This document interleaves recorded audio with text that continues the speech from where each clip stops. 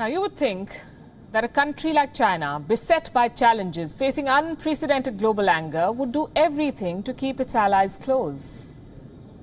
Allies and friends like Russia, which have stood up for Beijing when everyone slammed it.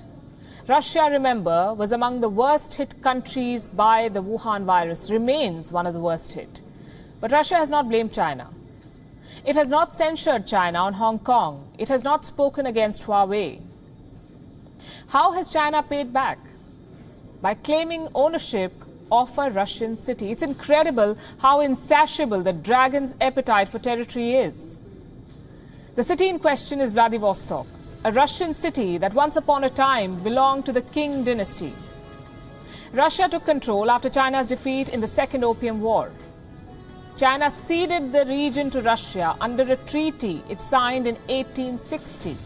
And since then, Vladivostok has lawfully belonged to Russia. But Beijing dismisses treaties that do not suit it. It has mastered the art of distorting history and disobeying rules. So now China's wolf warriors have started a campaign against Russia. What triggered it? After all, Russia has had Vladivostok for 160 years. The trigger, we can tell you, was a social media post by the Russian embassy in China, a video about the city on the Chinese micro-blogging site Weibo. The video was meant to celebrate the 160th anniversary of the founding of Vladivostok. What followed was a backlash from China. China's wolf warriors across the world posted messages. On your screen is one such example, a post by a certain Shen Shiwei. He's a journalist, or calls himself one, at the state-run CGTN. He said this tweet of the Russian embassy to China is not so welcome on Weibo. The history of Vladivostok is far from 1860, when Russia built a military harbor. The city was Hai Shen Wei, as Chinese land, before Russia annexed it. Chinese land. This statement was echoed by several Chinese diplomats who clearly forgot their own government's land grab. Social media, though, was quick to remind them of what China has been up to. So they tried some damage control. Shen Shiwei posted again, this time taking aim at the Indian media. Let me quote, "Please be professional," he says. No twist. Some Indian media. Russian embassy's celebration on Vladivostok recalled bitter memories of those humiliated days in the 1860s for Chinese. Nothing related to land claims since border treaty was signed, unquote. Well, China complaining about humiliation and land claims seems a bit odd because the speed and scale of its own land grab is incredible and unprecedented. China is pushing its borders and swallowing land in at least 21 countries. I've come with a list and a map. Let's start with the Philippines. China claims parts of the Spratly Islands. It does not matter that the International Court of Justice has rejected this claim. The court has clearly said these islands belong to the Philippines, but China is not known to obey or abide by orders. Then we have Indonesia. China claims fishing rights in waters near Indonesian islands. China is also engaged in a dispute with Malaysia. It claims islands included in Malaysia's exclusive economic zone. Next on our list is Laos. China claims large areas of Laos on historical precedent. That's the term they use. Next, Cambodia.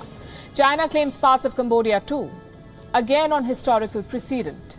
In Thailand, China has been dredging on the Mekong River since 2001. Time and again, the Thai cabinet has scrapped Chinese projects. The last instance was in February 2020, this year.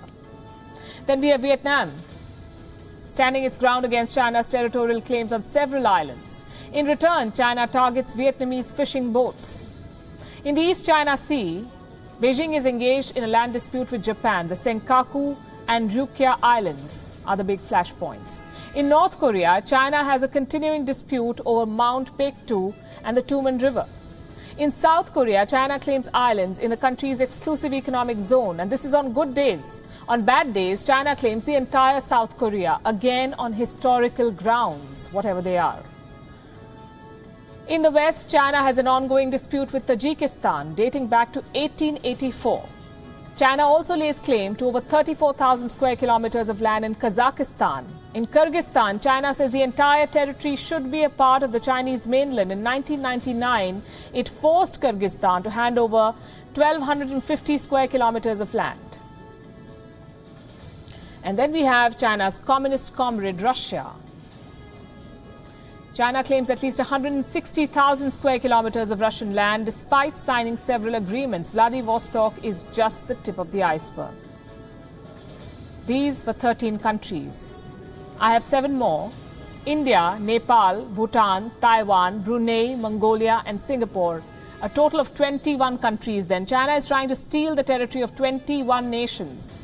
And the list of China's military moves against these countries is even longer. It has targeted Japanese naval ships. It has encroached Indonesian fisheries. It conducts unwarranted drills near Taiwan. It has deployed exploration vessels near Indonesia. It has given Chinese names to disputed islands. I could go on, but you get the point. China under Xi Jinping has a dangerous hunger for land that belongs to others. And it doesn't matter who the others are. Small islands, big neighbors, nuclear-armed neighbors, even so-called friends. China's expansionism has no filters, even for Vladimir Putin's Russia.